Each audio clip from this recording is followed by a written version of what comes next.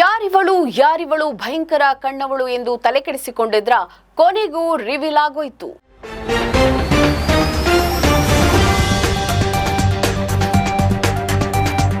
ಸಾಮಾನ್ಯವಾಗಿ ಹೊಸ ಮನೆ ಕಟ್ಟುವಾಗ ಅಂಗಡಿ ನಿರ್ಮಾಣದ ವೇಳೆ ಇಲ್ಲವೇ ಅಂಗಡಿ ಮುಂಗಟ್ಟುಗಳ ನಡುವೆ ಯಾರ ಕೆಟ್ಟ ಕಣ್ಣು ಬೀಳದಿರ್ಲಪ್ಪ ಅಂತ ಬೆರ್ಚುಗೊಂಬೆ ಹಾಕುವುದು ಮಾಮೂಲು.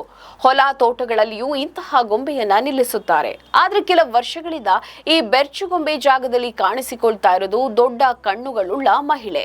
ಈ ಮಹಿಳೆ ಯಾರು ಎನ್ನುವ ಬಗ್ಗೆ ಬಹುತೇಕ ಮಂದಿ ತಲೆಕೆಡಿಸಿಕೊಂಡಿದ್ದಾರೆ, ಗೂಗಲ್ ಸರ್ಚ್ ಮಾಡಿದ್ದಾರೆ. ಆದ್ರೆ ಈ ಮಹಿಳೆ ಯಾರು ಎನ್ನುವ ಬಗ್ಗೆ ಸುಳಿವು ಮಾತ್ರ ಸಿಕ್ಕಿಲ್ಲ.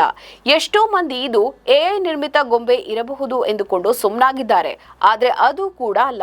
ಏಕೆಂದ್ರೆ ಈಕೆ ವೈರಲ್ ಆದ ಸಮಯದಲ್ಲಿ ಕೃತಕ ಬುದ್ಧಿಮತ್ತೆ ಈ ಪರಿಯಲ್ಲಿ ಫೇಮಸ್ ಆಗಿರಲೇ ಇಲ್ಲ. ಅಂದರೆ ಆಗ ಈಗಿನಷ್ಟು ಸುಲಭವಾಗಿ ನಕಲಿ ಫೋಟೋ ಸೃಷ್ಟಿ ಮಾಡುವುದು ಸಾಧ್ಯವಿರಲಿಲ್ಲ.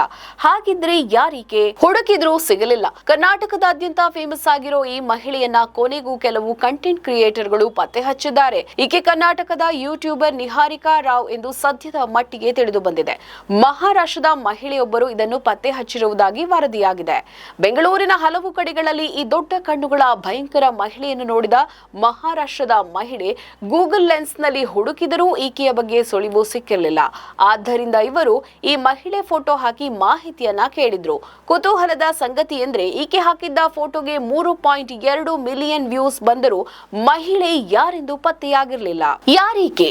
ಕೊನೆಗೆ ಶಾಂತನು ಗೋಯಲ್ ಎನ್ನುವರು ಎಐ ತಂತ್ರಜ್ಞಾನ ಬಳಸಿ ಹರಸಾಹಸ ಮಾಡಿ ಈ ಮಹಿಳೆ ಕರ್ನಾಟಕದ ನಿಹಾರಿಕಾ ರಾವ್ ಎಂದು ಪತ್ತೆ ಹಚ್ಚಿರುವುದಾಗಿ ಹೇಳಿಕೊಂಡಿದ್ದಾರೆ. ತಮ್ಮ ಎಕ್ಸ್ ಖಾತೆಯಲ್ಲಿ ಇವರು ಇದನ್ನು ಬರೆದುಕೊಂಡಿದ್ದಾರೆ. ಕೋವಿಡ್ ಸಮಯದಲ್ಲಿ ಈ ಮಹಿಳೆ ಹುಟ್ಟಿಕೊಂಡಿದ್ಲು.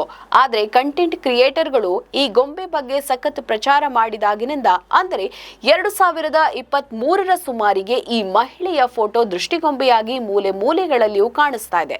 ಕಟ್ಟಡ ನಿರ್ಮಾಣ, ಅಂಗಡಿ, ಹೊಲ, ಗದ್ದೆ ಎಲ್ಲೆಂದರಲ್ಲಿ ದೊಡ್ಡ ಕಣ್ಣುಗಳ ಈ ಮಹಿಳೆ ಫೋಟೋ ಕಾಣ ಸಿಗ್ತಾ ಇದೆ ಅಂತ ಹೇಳಲಾಗ್ತಾ ಇದೆ. ನಮ್ಮ ಈ ವಿಡಿಯೋ ನಿಮಗೆ ಇಷ್ಟ ಆದಲ್ಲಿ ಲೈಕ್ ಮಾಡಿ, ಶೇರ್ ಮಾಡಿ, ಕಮೆಂಟ್ ಮಾಡಿ ಮತ್ತೆ ಸಬ್ಸ್ಕ್ರೈಬ್ ಮಾಡಿ.